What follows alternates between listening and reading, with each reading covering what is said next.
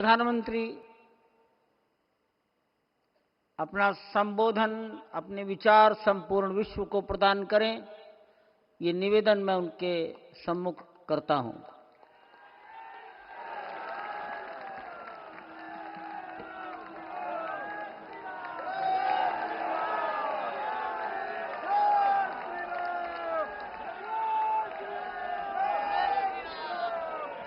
सियावर रामचंद्र की, सियावर रामचंद्र की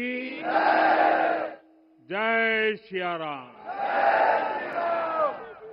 उत्तर प्रदेश की राज्यपाल आनंदीबेन पटेल,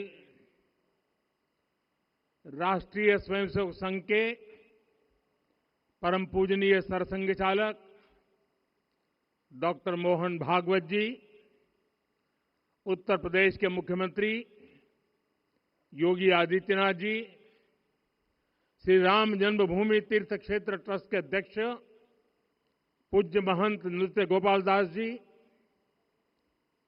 पूज्य संत समाज, यहां पधारे सभी भक्तगण, देश और दुनिया से इस ऐतिहासिक पल के साक्षी बन रहे कोटि कोटि राम भक्त, देवी और सज्जनों, आज अयोध्या नगरी भारत की सांस्कृतिक चेतना के एक और उत्कर्ष बिंदु की साक्षी बन रही है। आज संपूर्ण भारत, संपूर्ण विश्व राममय है।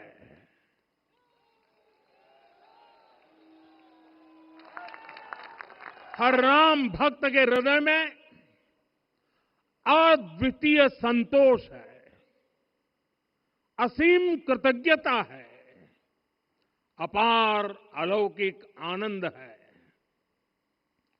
सदियों के घाव भर रहे हैं, सदियों की वेदना आज विराम पा रही है, सदियों का संकल्प आज सिद्धि को प्राप्त हो रहा है। आज उस यज्ञ की पूर्णाहुति है जिसकी अग्नि 500 वर्ष तक प्रज्वलित रही।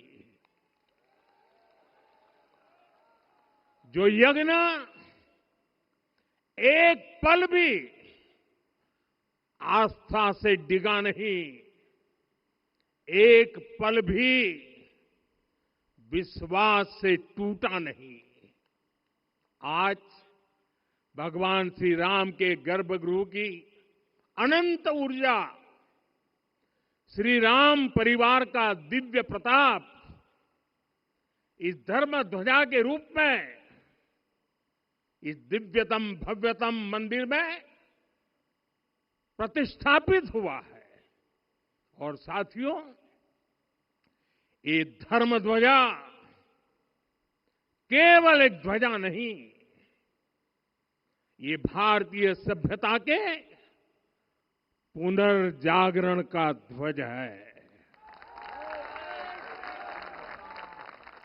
इसका भगवा रंग, इस पर रचित सूर्य वंश की ख्याति, वर्णित ओम शब्द और अंकित कोविदार वृक्ष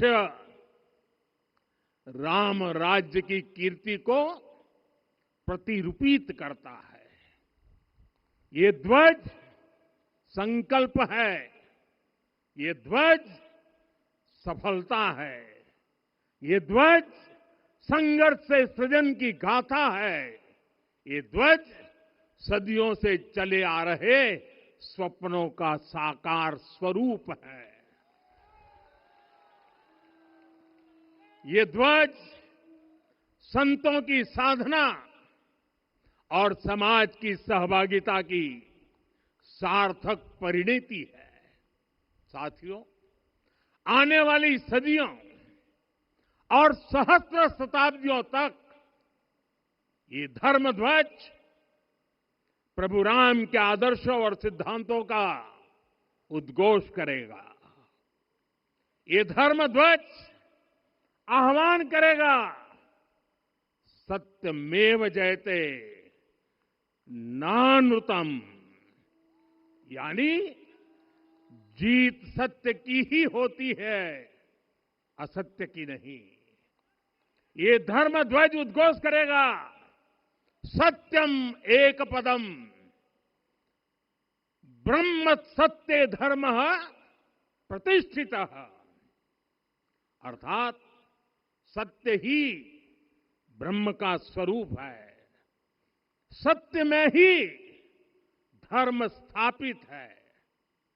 ये धर्म ध्वज प्रेरणा बनेगा, प्राण जाए पर वचन न जाहि, अर्थात जो कहा जाए वही किया जाए। ये धर्म ध्वज संदेश देगा, कर्म प्रधान विश्व रची राखा, अर्थात विश्व में कर्म और कर्तव्य की प्रधानता हो। ये धर्म ध्वज कामना करेगा, बैर न विग्रह आस न त्रासा, सुखमय ताहि सदा सब आशा, यानी भेदभाव, पीड़ा, परेशानी से मुक्ति, समाज में शांति और सुख हो। ये धर्म ध्वज हमें संकल्पित करेगा, नहीं दरिद्र कोउ दुखी न दीना, यानी हम ऐसा समाज बनाएं जहां गरीबी न हो, कोई दुखी या लाचार न हो। साथियों, हमारे ग्रंथों में कहा गया है, आरोपितम ध्वजम दृष्ट्वा ये अभिनंदनित धार्मिका ते अपि सर्वे प्रमुच्यते महापातक कोटि भी, यानी जो लोग किसी कारण मंदिर नहीं आ पाते और दूर से मंदिर के ध्वज को प्रणाम कर लेते हैं, उन्हें भी उतना ही पुण्य मिल जाता है। साथियों, ये धर्म ध्वज भी इस मंदिर के ध्येय का प्रतीक है। ये ध्वज दूर से ही रामलला की जन्मभूमि के दर्शन कराएगा और युगों युगों तक प्रभु श्री राम के आदेशों और प्रेरणाओं को मानव मात्र तक पहुंचाएगा। साथियों, मैं संपूर्ण विश्व के करोड़ों राम भक्तों को इस अविस्मरणीय क्षण की, इस अद्वितीय अवसर की हार्दिक शुभकामनाएं देता हूं। मैं आज उन सभी भक्तों को भी प्रणाम करता हूं, हर उस दानवीर का भी आभार व्यक्त करता हूं जिसने राम मंदिर निर्माण के लिए अपना सहयोग दिया। मैं राम मंदिर के निर्माण से जुड़े हर श्रमवीर, हर कारीगर, हर योजनाकार, हर वास्तुकार, सभी का अभिनंदन करता हूं। साथियों, अयोध्या वह भूमि है जहां आदर्श आचरण में बदलते हैं। यही वह नगरी है जहां श्री श्री राम ने अपना जीवन पथ शुरू किया था। इसी अयोध्या ने संसार को बताया कि एक व्यक्ति कैसे समाज की शक्ति से, उसके संस्कारों से पुरुषोत्तम बनता है। जब श्री राम अयोध्या से वनवास को गए तो वे युवराज राम थे, लेकिन जब लौटे तो मर्यादा पुरुषोत्तम बनकर के आए। और उनके मर्यादा पुरुषोत्तम बनने में महर्षि वशिष्ठ का ज्ञान, महर्षि विश्वामित्र की दीक्षा, महर्षि अगस्त्य का मार्गदर्शन, निषाद राज की मित्रता, मां शबरी की ममता, भक्त हनुमान का समर्पण, इन सब की अनगिनत ऐसे लोगों की महत्वपूर्ण भूमिका रही है। साथियों, विकसित भारत बनाने के लिए भी समाज की इसी सामूहिक शक्ति की आवश्यकता है। मुझे बहुत खुशी है कि राम मंदिर का दिव्य प्रांगण भारत के सामूहिक सामर्थ्य की भी चेतना स्थली बन रहा है। यहां सप्त मंदिर बने हैं। यहां माता शबरी का मंदिर बना है, जो जनजातीय समाज के प्रेम भाव और आतिथ्य परंपरा की प्रतिमूर्ति है। यहां निषादराज का मंदिर बना है। ये उस मित्रता का साक्षी है जो साधन नहीं, साध्य को, उसकी भावना को पूजती है। यहां एक ही स्थान पर माता अहिल्या है, महर्षि वाल्मीकि है, महर्षि वशिष्ठ है, महर्षि विश्वामित्र है, महर्षि अगस्त्य है और संत तुलसीदास है।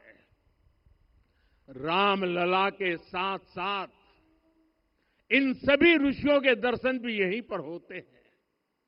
यहां जटायु जी और गिलहरी की मूर्तियां भी है, जो बड़े संकल्पों की सिद्धि के लिए हर छोटे से छोटे प्रयास के महत्व को दिखाती है।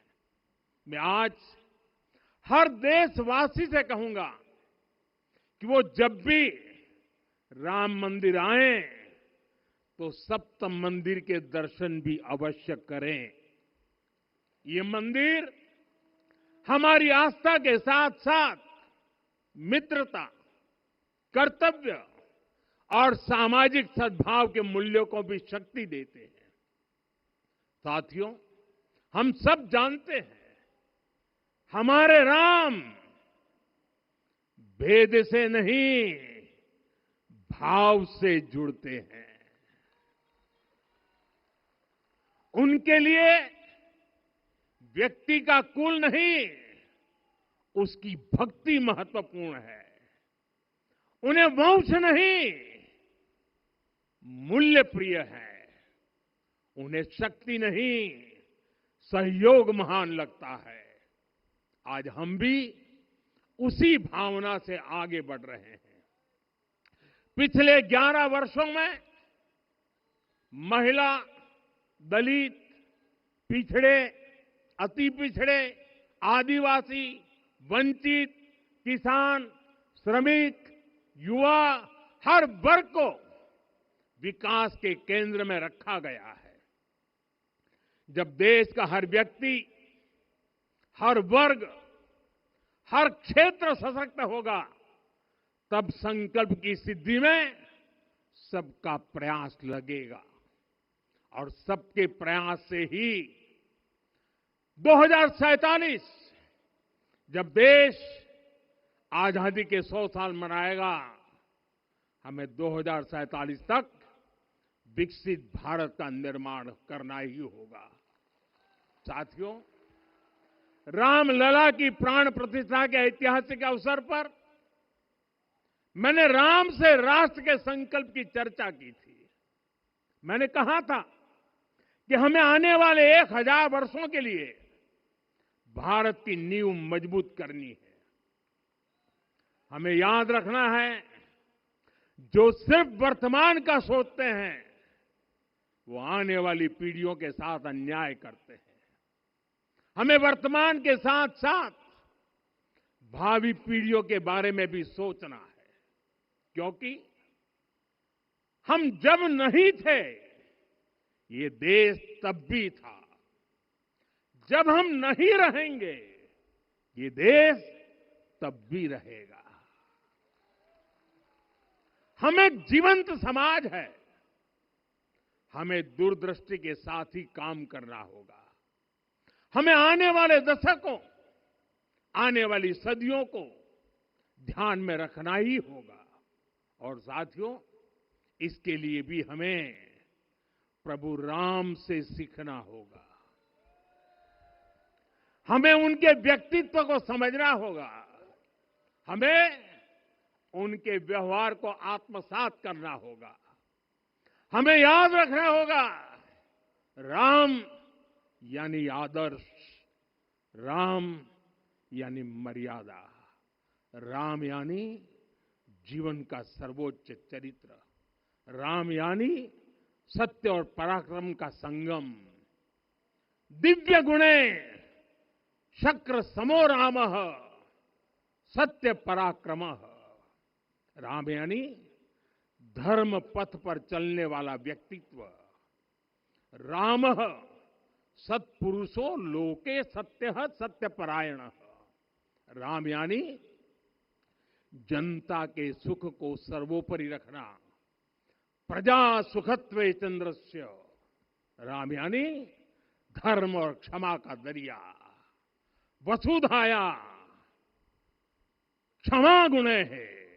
राम यानी ज्ञान और विवेक की पराकाष्ठा। बुद्धया बृहस्पते तुल्य। राम यानी कोमलता में दृढ़ता। मृदु पूर्वज भाषते। राम यानी कृतज्ञता का सर्वोच्च उदाहरण। कदाचन नोपकारेण कृति नैकेन तुष्यति। राम यानी श्रेष्ठ संगति का चयन। शीला वृद्धे ज्ञान वृद्धे वयोवृद्धे च सज्जनई। राम यानी विनम्रता में महाबल। वीर्यवान च वीर्यण महता स्वेन विस्मितः। राम यानी सत्य का अडिग संकल्प। न च अनुत्र कथो विद्वान। राम यानी जागरूक, अनुशासित और निष्कपट मन। निस्तिंद्र अपम्रत च स्वदोष परदोषवित। साथियों, राम सिर्फ एक व्यक्ति नहीं, राम एक मूल्य है, एक मर्यादा है, एक दिशा है।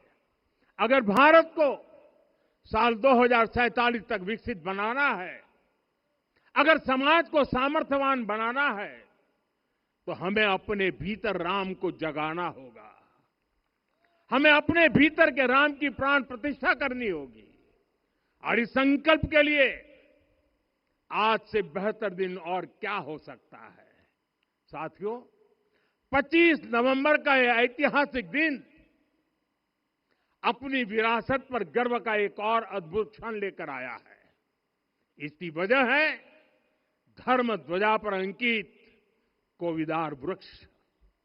ये कोविदार वृक्ष इस बात का उदाहरण है कि जब हम अपनी जड़ों से कट जाते हैं तो हमारा वैभव इतिहास के पन्नों में दब जाता है। साथियों, जब भरत अपनी सेना के साथ चित्रकूट पहुंचे तो लक्ष्मण ने दूर से ही अयोध्या की सेना को पहचान लिया। ये कैसे हुआ, इसका वर्णन वाल्मीकि जी ने किया है। और वाल्मीकि जी ने क्या वर्णन किया है? उन्होंने कहा है, विराजित उद्गत स्कंधम कोविदार ध्वजः रथे। लक्ष्मण कहते हैं, राम, सामने जो तेजस्वी प्रकाश में विशाल वृक्ष जैसा ध्वज दिखाई दे रहा है, वही अयोध्या की सेना का ध्वज है। उस पर कोविदार का शुभ चिन्ह अंकित है। साथियों, आज जब राम मंदिर के प्रांगण में कोविदार फिर से प्रतिष्ठित हो रहा है, यह केवल एक वृक्ष की वापसी नहीं है, यह हमारी स्मृति की वापसी है। हमारी अस्मिता का पुनर्जागरण है, हमारी स्वाभिमानी सभ्यता का पुनः उद्घोष है। कोविदार वृक्ष हमें याद दिलाता है कि जब हम अपनी पहचान भूलते हैं तो हम स्वयं को खो देते हैं, और जब पहचान लौटती है तो राष्ट्र का आत्मविश्वास भी लौट आता है। और इसलिए मैं कहता हूं, देश को आगे बढ़ना है तो अपनी विरासत पर गर्व करना होगा। साथियों, अपनी विरासत पर गर्व के साथ साथ एक और बात भी महत्वपूर्ण है, और वो है गुलामी की मानसिकता से पूरी तरह मुक्ति। आज से 190 साल पहले 190 साल पहले साल 1835 में 1835 में मैकाले नाम के एक अंग्रेज ने भारत को अपनी जड़ों से उखाड़ने के बीज बोए थे। मैकाले ने भारत में मानसिक गुलामी की नींव रखी थी। 10 साल बाद यानी 2035 में उस अपवित्र घटना को 200 वर्ष पूरे हो रहे हैं। कुछ दिन पहले मैंने एक कार्यक्रम में आग्रह किया था कि हमें आने वाले 10 वर्षों तक उस 10 वर्षों का लक्ष्य लेकर चलना है कि भारत को गुलामी की मानसिकता से मुक्त करके रहेंगे। साथियों, सबसे बड़ा दुर्भाग्य यह है कि मैकाले ने जो कुछ सोचा था उसका प्रभाव कहीं व्यापक हुआ। हमें आजादी मिली, लेकिन हीन भावना से मुक्ति नहीं मिली। हमारे यहां एक विकार आ गया कि विदेश की हर चीज, हर व्यवस्था अच्छी है और जो हमारी अपनी चीजें हैं उनमें खोट ही खोट है। साथियों, गुलामी की यही मानसिकता है जिसने लगातार यह स्थापित किया। हमने विदेशों से लोकतंत्र लिया। कहा गया कि हमारा संविधान भी विदेश से प्रेरित है, जबकि सच ये है कि भारत लोकतंत्र की जननी है,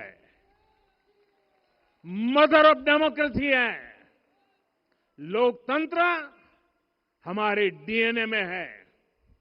साथियों, अगर आप तमिलनाडु जाएंगे तो तमिलनाडु के उत्तरी हिस्से में उत्तीरमेरूर गांव है।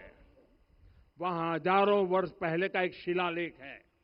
उसमें बताया गया है कि उस कालखंड में भी कैसे लोकतांत्रिक तरीके से शासन व्यवस्था चलती थी, लोग कैसे सरकार चुनते थे।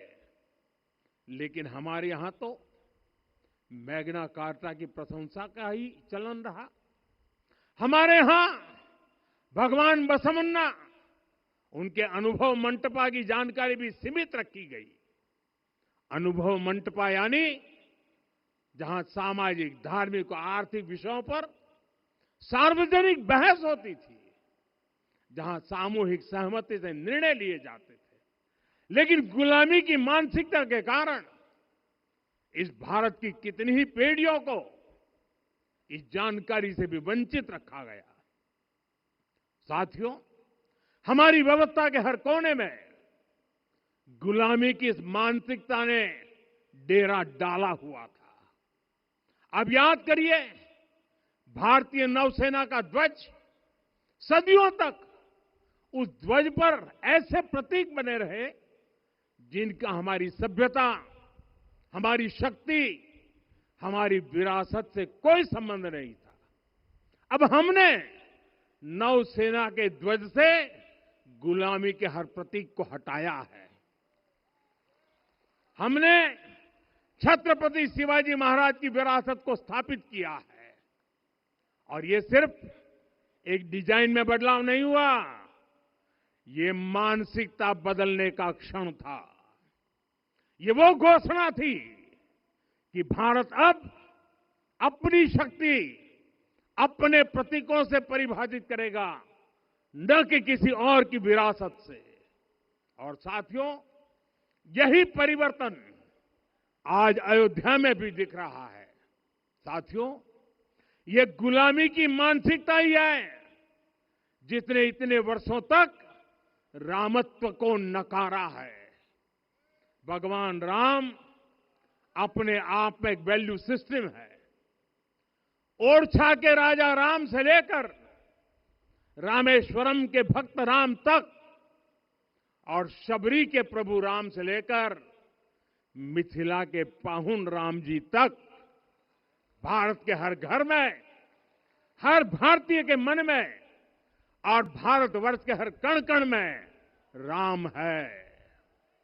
लेकिन गुलामी की मानसिकता इतनी हावी हो गई कि प्रभु राम को भी काल्पनिक घोषित किया जाने लगा।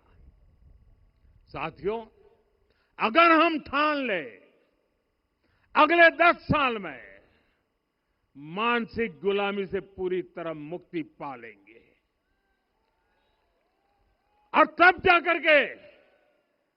जाकर के ऐसी ज्वाला प्रज्वलित होगी, ऐसा आत्मविश्वास बढ़ेगा कि 2047 तक विकसित भारत का सपना पूरा होने से भारत को कोई रोक नहीं पाएगा। आने वाले 1000 वर्ष के लिए भारत की नींव तभी सशक्त होगी जब मैकाले की गुलामी के प्रोजेक्ट को हम अगले 10 साल में पूरी तरह ध्वस्त करके दिखा देंगे। साथियों, अयोध्या धाम में रामलला का मंदिर परिसर भव्य से भव्यतम हो रहा है और साथ ही अयोध्या को संवारने का काम लगातार जारी है। आज अयोध्या फिर से वह नगरी बन रही है जो दुनिया के लिए उदाहरण बनेगी। त्रेता युग की अयोध्या ने मानवता को नीति दी। 21वीं सदी की अयोध्या मानवता को विकास का नया मॉडल दे रही है। तब अयोध्या मर्यादा का केंद्र थी, अब अयोध्या विकसित भारत का मेरुदंड बनकर उभर रही है। साथियों, भविष्य की अयोध्या में पौराणिकता और नूतनता का संगम होगा। सरयू जी की अमृत धारा और विकास की धारा एक साथ बहेगी। यहां आध्यात्म और आर्टिफिशियल इंटेलिजेंस दोनों का तालमेल दिखेगा। राम पथ, भक्ति पथ और जन्मभूमि पथ से नई अयोध्या के दर्शन होते हैं। अयोध्या में भव्य एयरपोर्ट है। अयोध्या में आज शानदार रेलवे स्टेशन है। वंदे भारत और अमृत भारत एक्सप्रेस जैसी ट्रेनें अयोध्या को बाकी देश से जोड़ रही हैं। अयोध्या वासियों को सुविधाएं मिले, उनके जीवन में समृद्धि आए, इसके लिए निरंतर काम चल रहा है। साथियों, जब से प्राण प्रतिष्ठा हुई है तब से लेकर आज तक करीब 45 करोड़ श्रद्धालु यहां दर्शन के लिए आ चुके हैं। ये वो पवित्र भूमि है जहां 45 करोड़ लोगों के चरण रज पड़े हैं और इससे अयोध्या और आसपास के लोगों की आय में आर्थिक परिवर्तन आया है, वृद्धि हुई है।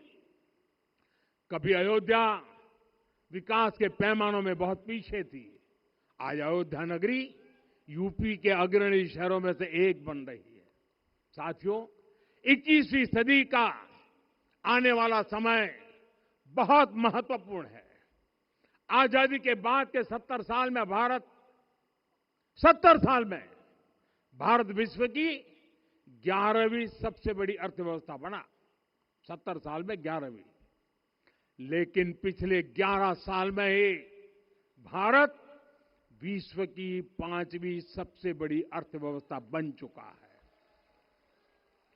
और वो दिन दूर नहीं जब भारत विश्व की 3री सबसे बड़ी अर्थव्यवस्था भी बन जाएगा। आने वाला समय नए अवसरों का है, नई संभावनाओं का है। और इस अहम कालखंड में भी भगवान राम के विचार ही हमारी प्रेरणा बनेंगे। जब श्री राम के सामने रावण विजय जैसा विशाल लक्ष्य था, तब उन्होंने कहा था, सौरज धीरज ते ही रथ चाका, सत्यशील दृढ़ ध्वज पताका, बल विवेक दम परहित गोरे, क्षमा कृपा समता रजु जोरे।